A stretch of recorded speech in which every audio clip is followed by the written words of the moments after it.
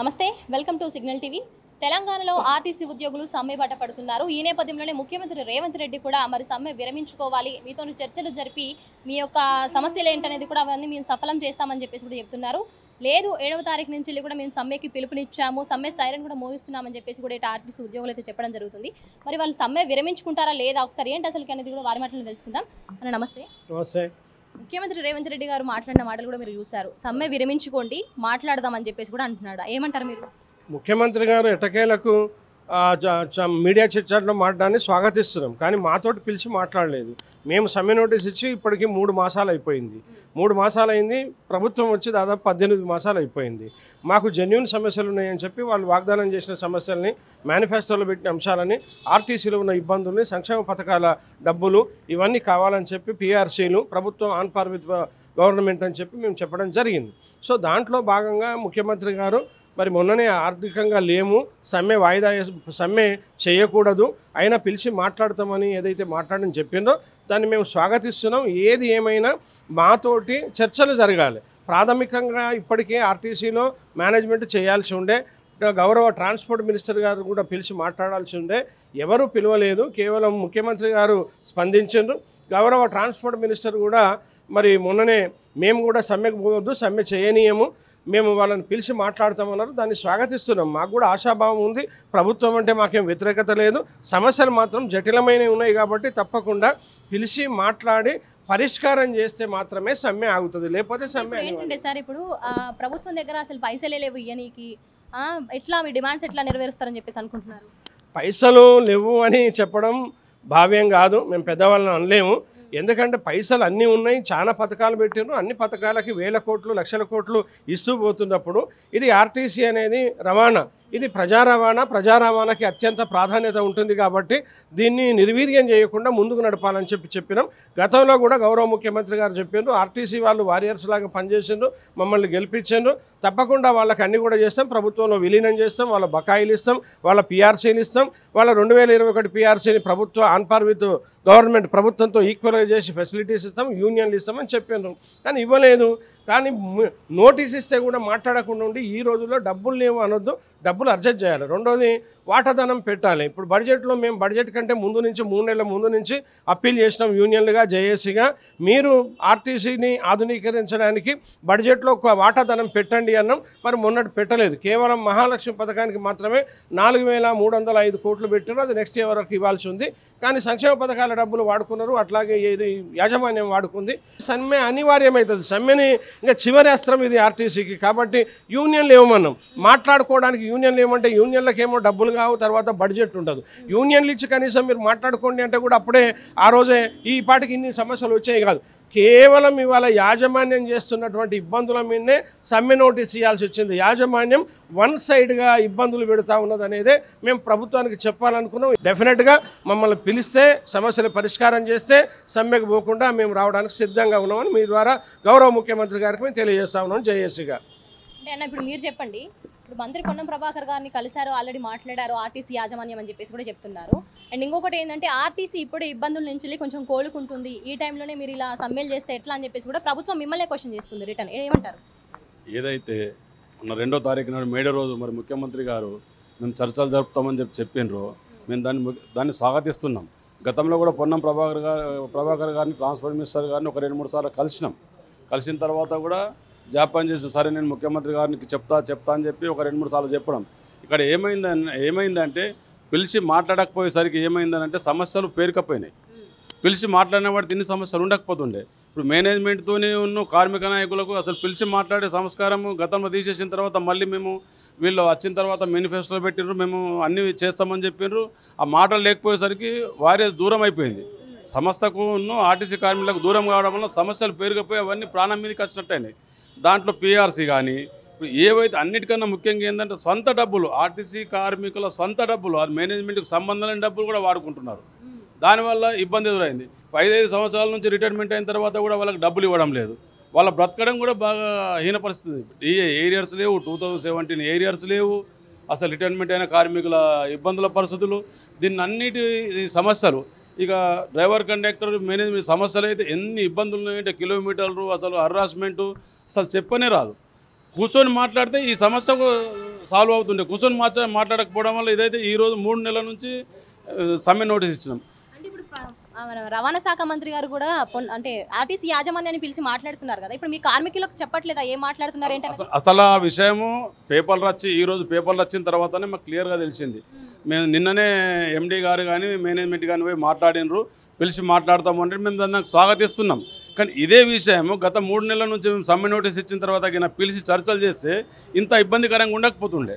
ఏది ఏమైనా మా గవర్నమెంట్కు మేము ముఖ్యమంత్రి గారికి విన్నవించేది ట్రాన్స్పోర్ట్ మినిస్టర్ ఏంటంటే పిలిచి మాట్లాడి ఈ సమస్యల్ని పరిష్కారం చేసి, ఎందుకంటే ప్రతిసారి ఇది ప్రజా రవాణా సంస్థ, దీనికి లాభ నష్టాలతో చూడకూడదు ఈ ప్రజా రవాణా సంస్థను. కనుక ముఖ్యమంత్రి గారు పిలిచి మరి ఎవరితో మాట్లాడితే ఇక్కడ అన్ని పైసలతో ముడిపడే లేవు. దీంట్లో 1-2-3 అంశాలే పైసలతో ముడిపడి ఉన్నాయి. మిగిలిన కార్మికులకు సంబంధించిన కూర్చొని మాట్లాడుకుంటే సాల్వ్ అయ్యే సమస్య. యూనియన్ పైసలతో సంబంధం లేదు. ఎందుకనంటే ఎక్కడ పడితే అక్కడ హరాస్మెంట్, విపరీతమైన హరాస్మెంట్, లీవ్ దొరకడం లేదు, ఇబ్బంది అవుతుంది, కిలోమీటర్ల పెంచి ఇబ్బంది చేస్తున్నారు, రోజుకు 16 గంటలు 12 గంటలు డ్యూటీలు చేస్తున్నారు. దానివల్ల కార్మికులు అసలు సమ్మెనంటే ఎప్పుడు పోదామనే స్టేజ్కి వచ్చింది. కనుక మేము ముఖ్యమంత్రి కానీ ట్రాన్స్పోర్ట్ మినిస్టర్ కానీ కూర్చొని మాట్లాడితే సమస్యలు పరిష్కారం అవుతాయి. ఇది ఆర్థికంతో కూడుకున్న సమస్య కాదు అని చెప్పేసి మీరు అంటున్నారు, కానీ ప్రభుత్వం ఆర్థికంతో కూడుకున్న సమస్య ఆర్టీసీ వాళ్ళదని చెప్పేసి భావించి పైసలు లేవు మా దగ్గర, సమస్య ఏ విధంగా పరిష్కరించాలని చెప్పేసి కూడా ప్రభుత్వం అంటుంది. మరి 1-2 ఆర్థికంగా ఇబ్బంది ఉన్న సమస్య ఉంది తప్పితే ఇబ్బంది ఉన్న సమస్యలు, ఆర్థికంగా ఇబ్బంది లేని సమస్యలు అటువంటివి లేవు. 1-2 విషయాలనే ఆర్థికంగా ఇబ్బంది ఉన్నాయి.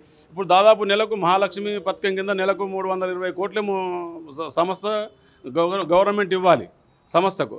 ఆ పైసలు మొత్తం రెగ్యులర్గా ఇచ్చేసి బస్ పాసుల పైసలు కానీ రీఎంబర్స్మెంట్ మొత్తం ఇచ్చేస్తే మాకు తెలిసిన కాడికైతే సమస్య నడుస్తుంది అనుకుంటున్నాం మేము.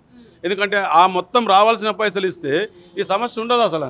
ఎంతుందన్న ఇప్పుడు మహాలక్ష్మి కాంగ్రెస్ వచ్చిన కాంచెల్లి మహాలక్ష్మి పథకం పెట్టింది, ఆర్టీసీ కూడా చాలా అప్పుల్లో కూరుకుపోయిందని చెప్పేసి కూడా చెప్తున్నారు. ఇప్పుడు మీకు ఇవ్వాల్సిన మహాలక్ష్మి పథకం కింద ఇవ్వాల్సిన పైసలు కూడా ఎంత ఉండొచ్చు అంటారు? దాదాపు 290 నుంచి 320 కోట్లు మంత్లీ రావాలి ఆర్టీసీ నుంచి, గవర్నమెంట్ నుంచి ఆర్టీసీకి మహాలక్ష్మి పథకం కింద రావాలి. అవి రెగ్యులర్గా ఇస్తే ఈ సమస్యలు ఇవన్నీ ఏముండవు. ఇవన్నీ ఇప్పటివరకు 3 months అవుతుంది కదా, మీరు ఇప్పుడు దీని గురించి మాట్లాడబట్టి కూడా రవాణా శాఖ మంత్రి ఎందుకు ఇప్పటివరకు దీని గురించి మాట్లాడలేదంటారు? రవాణా శాఖ మంత్రి గారికి 2-3 సార్లు పోయి కలిస్తే ఇది నా పరిధిలో లేదు, ముఖ్యమంత్రి గారి పరిధిలో ఉంది అని చెప్పడం జరిగింది. నేను ఎందుకంటే ఏదున్నా ఇప్పుడు విలీనం అనే సమస్య ఒకటి ఉంది, పే స్కేల్ సమస్య ఉంది. దీనివల్ల ఎందుకంటే డబ్బుల రూపకంగా ఉన్న సమస్యలు ఉన్నాయి కనుక నేను ముఖ్యమంత్రి గారికి చెప్పడం జరిగింది. 2-3 సార్లు మేము పోయి కలిసాము.